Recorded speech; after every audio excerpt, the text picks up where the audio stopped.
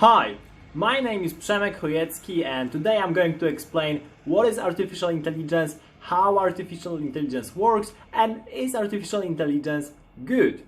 So, starting with the basic question, what is artificial intelligence? The basic answer is it's any entity which can solve tasks which requires intelligence and which are created by some other means. So for example, a computer which can solve through different algorithms a task like playing chess, playing Go, playing video games, has artificial intelligence because it can solve tasks which require intelligence, and moreover it is artificially created by humans. So that's like a broad definition. Nowadays almost everywhere you go you see artificial intelligence. So the good question is how artificial intelligence actually works. And for that I'm going to present you this very simple diagram actually. So you should see this AI being on top of everything, so artificial intelligence, and then within artificial intelligence you have machine learning, ML, and deep learning, DL. And then the other circle which is overlapping with some parts of both AI, ML and DL is data science, DS. So that's the diagram you should have in mind right now. And what I'm mentioning that is basically how artificial intelligence works in practice is through machine learning. And machine learning is a branch of computer science where algorithms are taught on data to perform various tasks. So this is a new paradigm in approaching problems where you don't have to code everything by yourself, where you don't have to script every kind of possible outcome solution. What you have to do is basically provide enough data for algorithms to tune themselves on this data. This is similar to how we as humans are learning, and hence the term artificial intelligence, because you're basically showing different examples and with, for example, with different labels, and then based on these labels the machine learns. So for example, you can show pictures of cats and dogs, and then the machine at some point will start to recognize that when you provide a new photo, new picture, this is a cat or this is a dog. But then if you show a horse, then if it didn't have any prior knowledge of horses, then of course it won't know what it is. It won't be a cat, it won't be a dog. So that's like a very simple example of what is machine learning. In this case, supervised learning, where you supervise the machine by providing these labels, these instructions of what can be seen on a picture.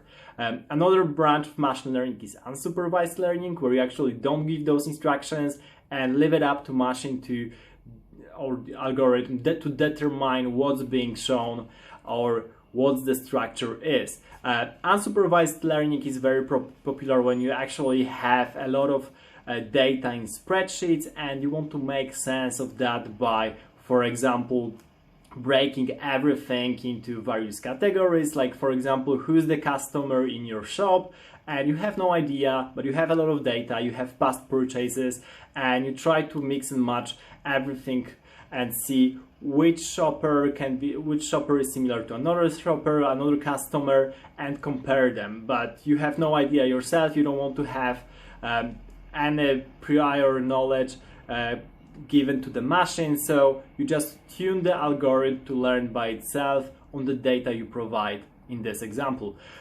So that's the two basic domains of machine learning. The third being reinforcement learning, which is yet another different thing, and which consists basically of giving prizes. It's a little bit like if you solve well the particular task, then you're going to get points, and based on this outcome the machine learns because it tries to optimize for the given points for the prizes you provide. So those are the three basic subcategories of machine learning. Deep learning is basically machine learning but with neural networks of at least 3 layers. And so I should probably explain what's a neural network.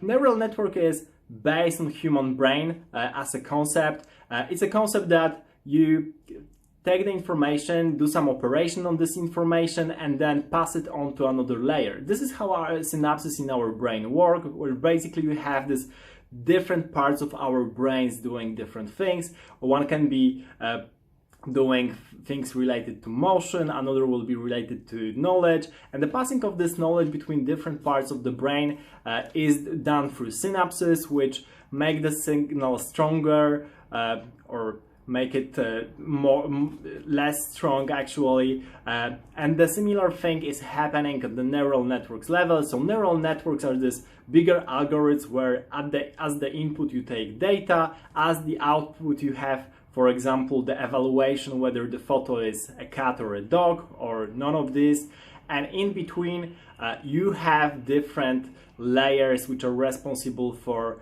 example, verifying whether it has ears, it has eyes, what's the spread between the eyes, things like that, which of course you don't code to the point. It's also being taught through the process of looking at the data, but people are responsible for determining how many layers in a neural network there should be, what are the conditions of passing the information from one layer to another, and what's the outcome.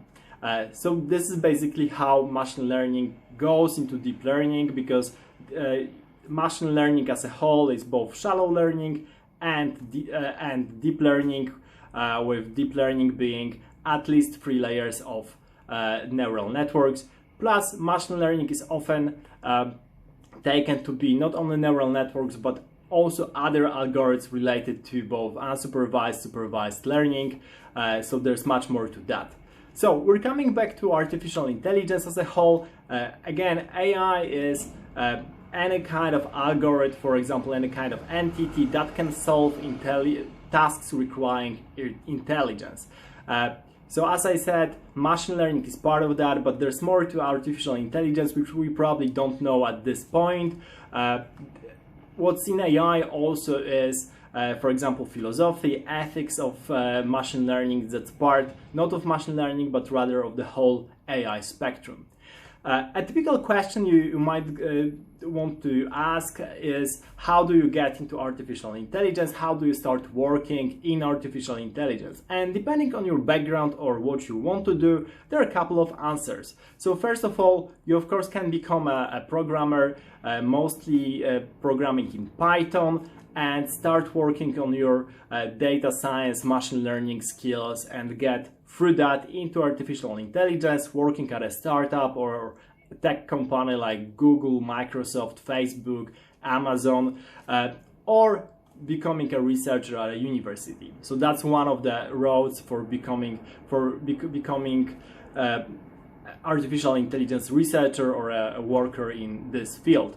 Another way is to actually be more on the part of ethics, regulations. You can go to one of the government bodies and start working there. There are a bunch of possibilities outside of purely technical skills that you can pursue. Of course, the whole business side is big, so if you have more of an entrepreneurial nature and you don't want to code, you can find co-founders or co-workers who can code with you or for you, and then you'll be more into actually using AI for various business purposes, for various business applications. So there's plenty of things also on the business side, on the sales side. If you're more into sales and marketing, then of course you can join one of the tech startups and start selling artificial intelligence, selling machine learning solutions, selling different apps, web services who are using automation or different kind of algorithms to actually be on the top. So those possibilities are also there. So actually, overall, in general, if you want to get into AI, if you want to start working in artificial intelligence, it really is up to you to choose between what really interests you, what kind of aspect of AI interests you, and find people who think similarly, companies who work on the similar aspects of what interests you, and just start applying and find a job there. So basically that's it. What I wanted to show you in the end is also this diagram, because I haven't yet mentioned data science, which is a circle which overlaps basically every other circle, but it's not contained and does not contain any other circles. So basically data science is a science of data. It's not science per se, it's more of a practical approach to using data, to being data driven, and it's prevalent in nowadays companies, in enterprises. It's really important that you are data driven in order to understand your customers, understand your users, and data science usually works with machine learning solutions, but also takes a lot from like pure statistics, just from visualizations, looking at the data. It takes a lot from marketing, also marketing and sales, because you want to have customer insights. So actually thinking about the data itself is a big part of being a data scientist. So working in data science is also working in AI to some extent, but there are other parts which might or might not be interesting for you. So this is what I wanted to do in this video, have this large explanation of what is AI, what is machine learning, what is deep learning, what is data science, how those things overlap, what are the differences, and in general, how you can start working in artificial intelligence. Thank you for watching. If you like this kind of content, I tend to post a lot of educational videos, so please subscribe to my channel, leave a like under this video, and see you in the next episode.